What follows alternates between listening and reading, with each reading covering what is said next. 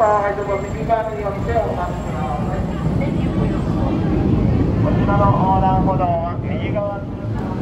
un peu le bordel là. Il y a du monde qui vient regarder les cerisiers en fleurs. Bon, bah, on a Nakameguro là.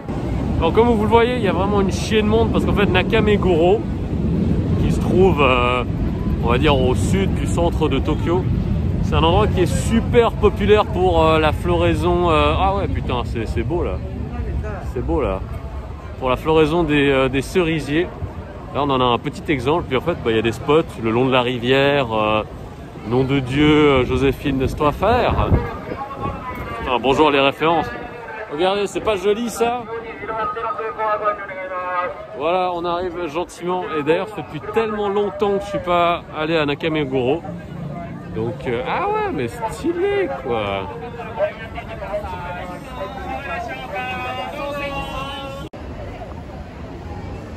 Bon, on n'est pas en plein jour vu que avec les horaires qu'on a et puis les différents projets, les trucs à faire, c'est un peu difficile de se faire une sortie diurne. Mais j'avoue que j'aime bien le soir quoi. Ils ont pas... Non, c'est sympa, c'est sympa. Bon alors, c'est pas un hanami à proprement parler. Ok, alors c'est pas un hanami à proprement parler. Parce que le hanami c'est vraiment se poser sur sa serviette en dessous des cerisiers et puis s'amuser à les regarder et tout. Ah ouais putain, ils sont en mode là, c'est trop chou la petite sortie familiale. C'est beau ça, non?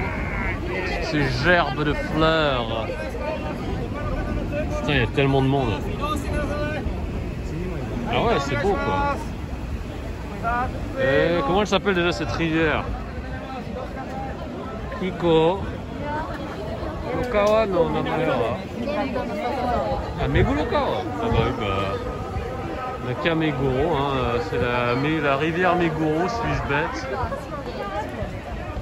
Donc voilà, je vais juste laisser tourner un petit peu la caméra pour que vous puissiez non seulement apprécier un petit peu toutes ces jolies fleurs, un petit peu l'ambiance locale.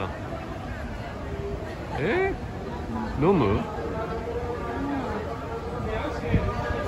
là, c'est vrai qu'il y a un petit peu une mode, tendance qu'il y a pendant la période des cerisiers, c'est boire du champagne avec des fleurs de cerisier. Ça ne sert pas à grand chose gustativement, mais c'est joli quoi. Donc c'est quelque chose qu'on fait souvent au Conquistar par ailleurs.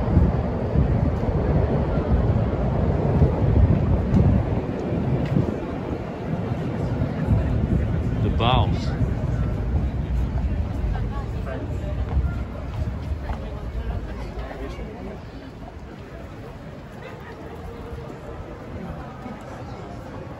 Ah franchement j'aime bien Nakameguro avec ses...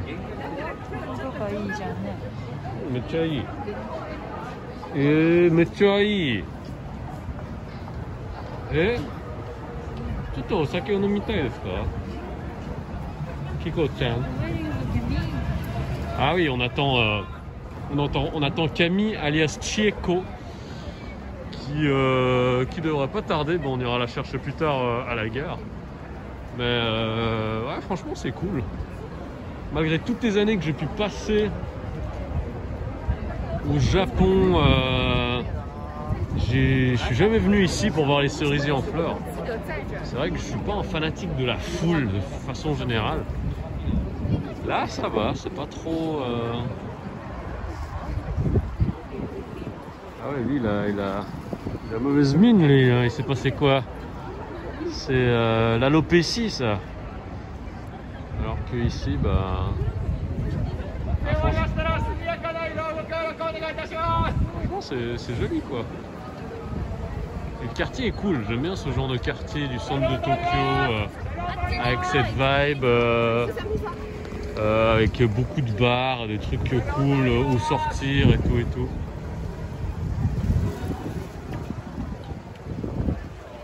Ah, c'est beau. Avec ces petits pétales qui traînent par terre. Mais vous me poussez à la consommation là, vous voulez que je picole aussi. Bon, c'est vraiment caméra au point. Pas de signification particulière si ce n'est vous montrer toute la vibe et c'est cool de voir les gens contents comme ça. Hein. Elle est où ma femme? Where is my wife? Allez, je vais la chercher. Ah, j'adore cette odeur. C'est assez indescriptible. Je pense que les personnes qui viennent au Japon depuis un certain temps, elles vous diront que en fait, quand tu arrives au Japon, il y a une odeur. Je ne saurais pas vraiment comment la décrire. Ça peut ressembler à une odeur un petit peu de lessive et en même temps, c'est, je sais pas, c'est juste ambiant en fait. Et là, moi, ça m'arrive de moins en moins souvent de sentir cette odeur qui me rappelle mes premières fois au Japon. Et là, je la sens, donc c'est assez sympa, quoi. Et voilà, petite balade nocturne sous les cerisiers en plein centre de Tokyo. Et après, on va manger quelque chose parce que c'est aussi le but de la vidéo, hein. Ça sent les yakitori. Ah, c'est bizarre.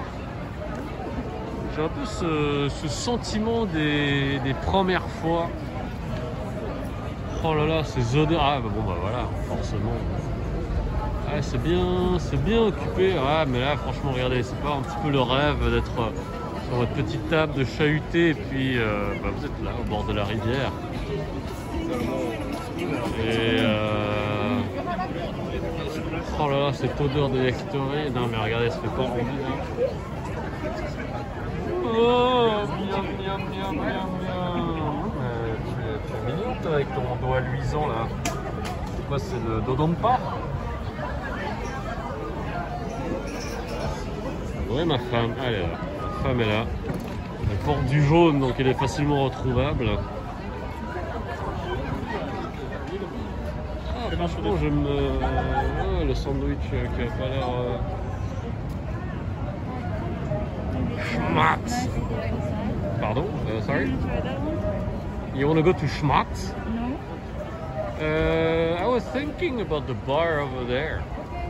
Remember they had like the open space with the counter, so I think it's where they had like hiking articles in front of the store. Maybe we can try because ah ouais putain c'est regarde qu'est-ce que tu veux de la saucisse là. Oh joli toutou. Ouais, c'est quand même marrant, le quai de la gare est juste là quoi. Et voilà, le train. Bon là je vous fais vraiment une... je vais pas dire une vidéo d'immersion, mais c'est juste que je vous emmène avec moi en promenade et puis voilà, je cherche pas forcément l'esthétisme. C'est vraiment ce que mes yeux voient vraiment. Voilà, il n'y a pas de filtre.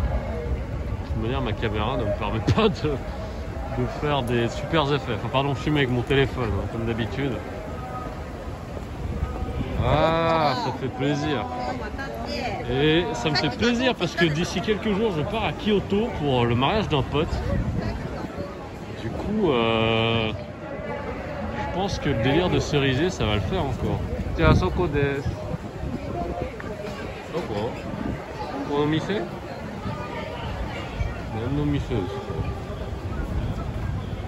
Je vous ramène ici.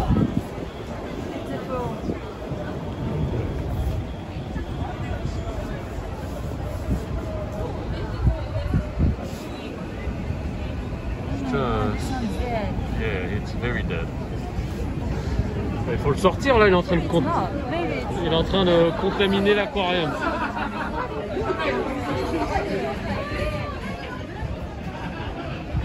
C'est marrant, c'est seulement après... C'était quand ma première fois au Japon? Déjà c'était en 2009. C'est seulement 13-14 ans plus tard que je commence à filmer des trucs quoi. Ça va, c'est pour ça en fait que Pour certains endroits ça passe bien parce que voilà, les gens me connaissent depuis 10 ans, genre vas-y filme. Et voilà, c'est là, je sais pas, mais c'est un bar ou pas? これがバーですか? でもどう? 大丈夫? 大丈夫じゃない? Ah, sauf merde, on peut pas se poser là. Bon, il n'y a vraiment pas de plan. On est en train de regarder s'il y a de la place dans ce resto, s'il y a moyen. Même si on est posé là, moi je m'en fous, le temps est bon et voilà. J'ai quand même un peu sous les cerisiers quand même, vite fait. Ah.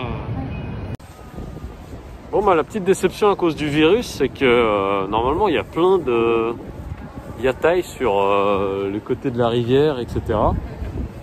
Mais voilà, à cause du virus, bah, c'est pour éviter qu'il y ait trop d'attroupements et que les gens ils restent trop concentrés dans les mêmes endroits. Ce qui fait qu'il n'y a pas cette année. Voilà. Donc là en plus là le restaurant on a voulu tenter d'aller, ils prennent que des réservations. On est vraiment à l'arrache, donc là, on va chercher autre chose en espérant qu'il y ait un truc, mais c'est vrai que la période de l'année, là, surtout si on va dans les trucs vraiment au bord de la rivière, c'est très demandé. Donc je pense qu'il faut qu'on tente un endroit un petit peu dans une petite ruelle, un ou deux blocs plus loin. Et là on devrait trouver quelque chose là.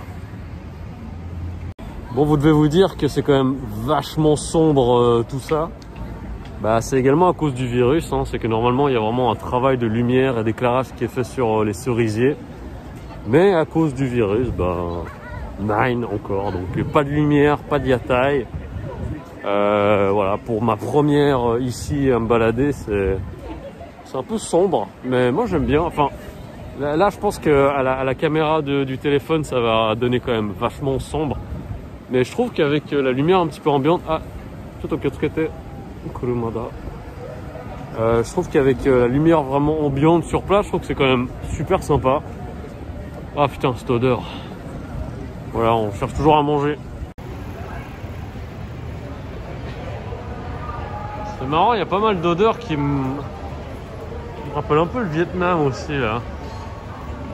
Un peu une odeur de charbon ou un truc, un combustible, je sais pas trop comment vous dire.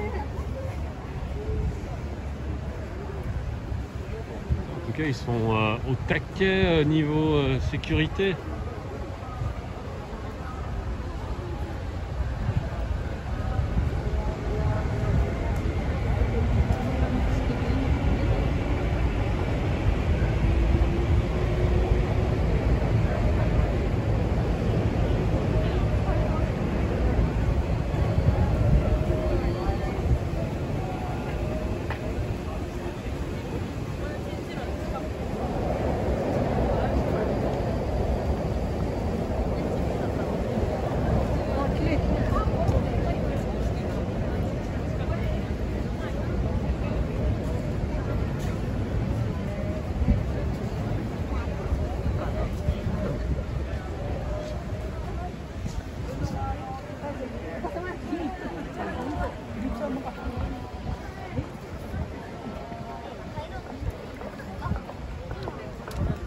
Ah, en tout cas, c'est cool de voir des familles sortir comme ça.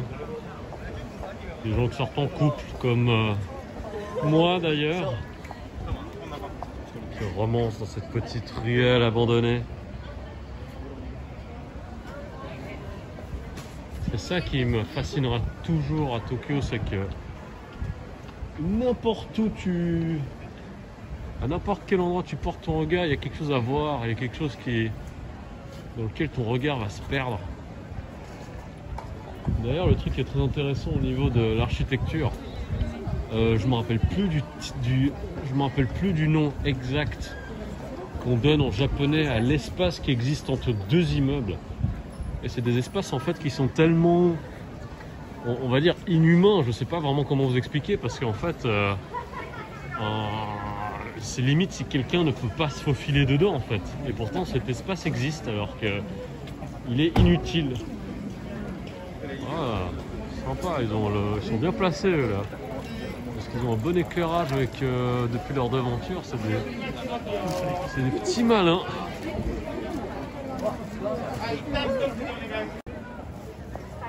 Bon, il y a quand même un endroit où il y a un petit éclairage. It's purple. Sinon, en y repensant, c'est quand même je veux dire, c'est pas bruyant ou quoi que ce soit, mais c'est vrai que c'est marrant là, comme vous voyez là-bas, cette petite maison. Puis voilà les habitations. Puis là, je pense que ça fait depuis quand même plusieurs jours qu'il y a des milliers de personnes qui s'amassent dans les parages. Voilà, il y a juste un peu de violet, quoi. Ni plus ni moins, et plein de gens, dont je fais partie. Bon, c'était marrant, j'espère que ça vous a plu, je sais pas, cette espèce de vidéo sans grand blabla, juste un petit peu des images sur le vif.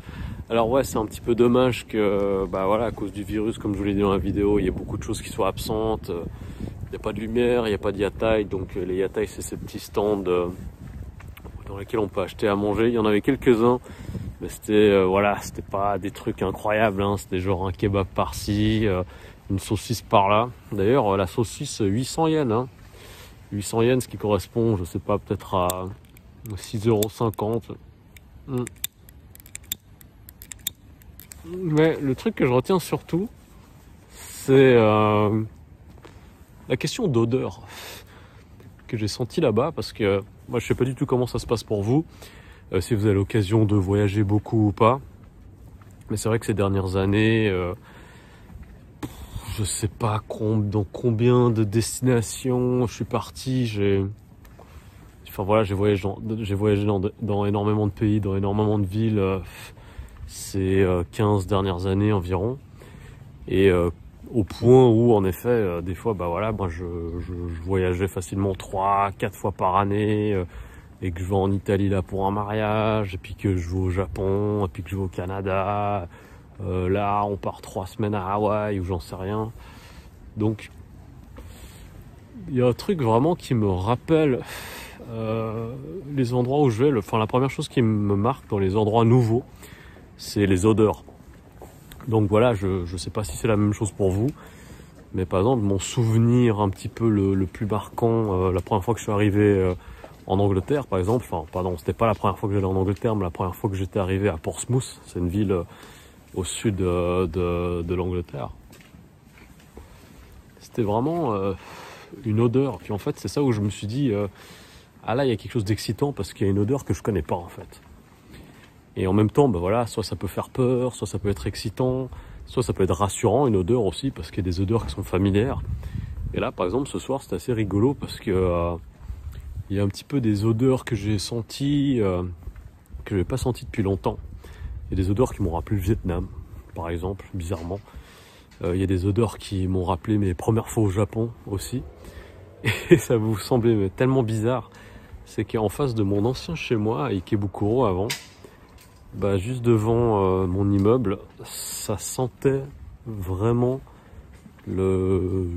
cette odeur de l'arrivée au Japon. C'est indescriptible. Je pense que c'est une espèce d'odeur de lessive en fait. Et j'aimais bien me poser là, je restais peut-être 5-10 minutes, j'écoutais de la musique, et puis après je rentrais chez moi ou je allais me balader quelque part. Et je sais pas, il y a quelque chose d'assez réconfortant. Et je sais qu'en tout cas le rapport qu'on a aux odeurs, tout ce qui est olfactif et tout, c'est quelque chose qu'on a vraiment depuis l'enfance, hein, depuis même qu'on est des bébés. Et là c'était marrant de ressentir ces choses-là, et puis je sais pas. Et vous, est-ce que ça vous arrive aussi d'avoir un petit peu des espèces de Madeleine de Proust? Parce que pour moi c'est un petit peu l'équivalent en fait. Je sais que pour certaines personnes c'est le goût de certains plats, c'est peut-être une boisson, ou un plat que cuisinait votre grand-mère, etc. Voilà. Dites-moi si vous avez un rapport au lieu, au souvenir qui est connecté à un truc en particulier. Voilà, en tout cas, poutou, puis prenez soin de vous.